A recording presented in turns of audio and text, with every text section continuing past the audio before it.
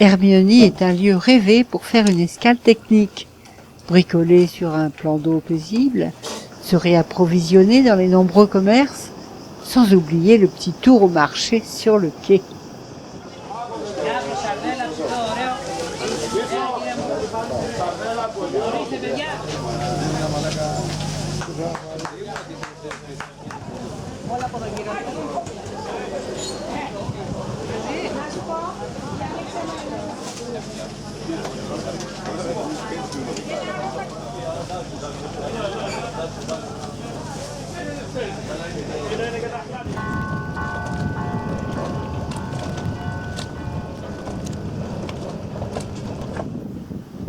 Dès le lendemain, nous faisons notre arrivée sur le port de Spézès, l'île chère à Michel Déon.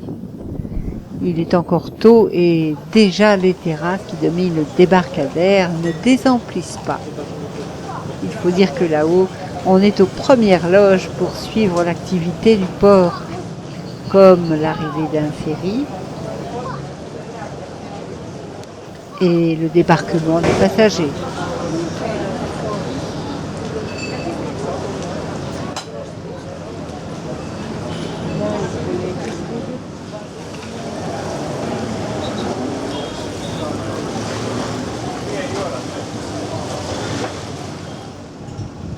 En bas, sur la chaussée, les calèches commencent à prendre place.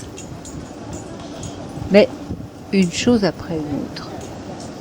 C'est à pied qu'il faut commencer le tour de ville si on veut découvrir toute la richesse des pavements ornés de motifs marins.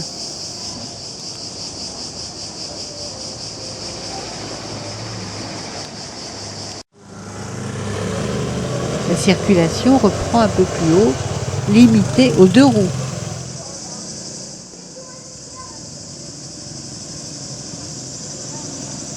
Encore un petit effort pour gagner les hauteurs de la ville que domine la fameuse maison de Bouboulina. À l'intérieur, le musée abrite une belle collection de vêtements, d'armes et de mobilier de l'époque. Dès qu'on s'écarte un peu du centre-ville, Spézès change de visage et s'habille de coquettes résidences toutes de blanc teint, avec le chat assorti, un privilège que tous n'ont pas. Ajoutons que toutes ces villas font face à la mer.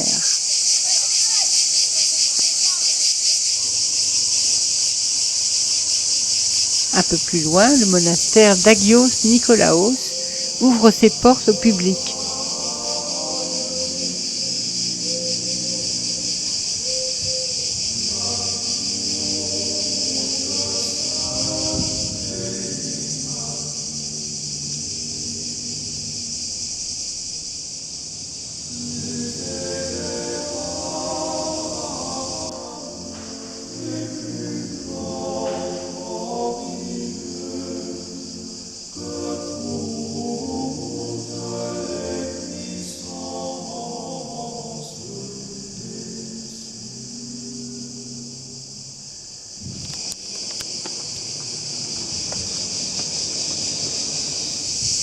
Difficile de louper l'église qui est juste derrière en descendant sur le vieux port.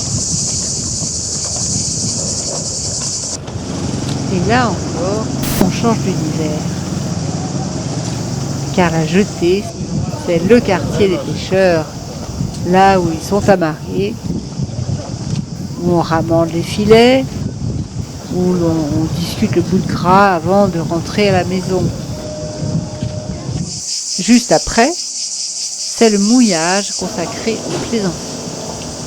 On aimerait se poser là, à l'une de ces petites tables qui vous tendent les bras, en oubliant l'heure devant des paysages pareils. Mais déjà le soleil descend sur l'horizon et des bruits de sabots se font entendre. C'est l'heure où les calèches sont de sortie.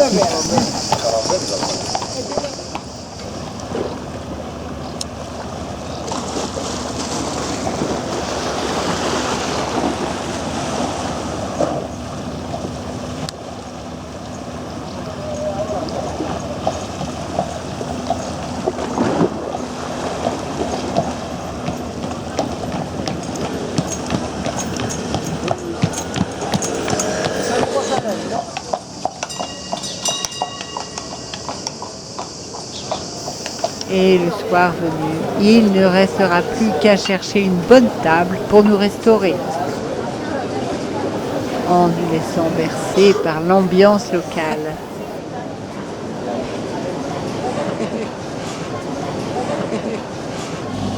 Une page se tourne. Nous longeons maintenant la presqu'île de Métana. Énorme massif rocheux, quasiment inhabité, telle une montagne qui se serait abîmée dans la mer. Contre toute attente, nous allons trouver refuge à Vati. Bien content d'avoir pu se glisser à l'intérieur du bassin, on se pose à l'entrée du pied. Edmond met la passerelle en service, idéal pour mettre le pied à terre. Juste un peu plus loin, les petites tables des tavernas attendent le client. Difficile de rêver d'un cadre plus enchanteur. En face, sur le quai des pêcheurs, c'est l'heure de la pause, devant les barques aux couleurs pimpantes, où l'on s'attarde jusqu'à la nuit.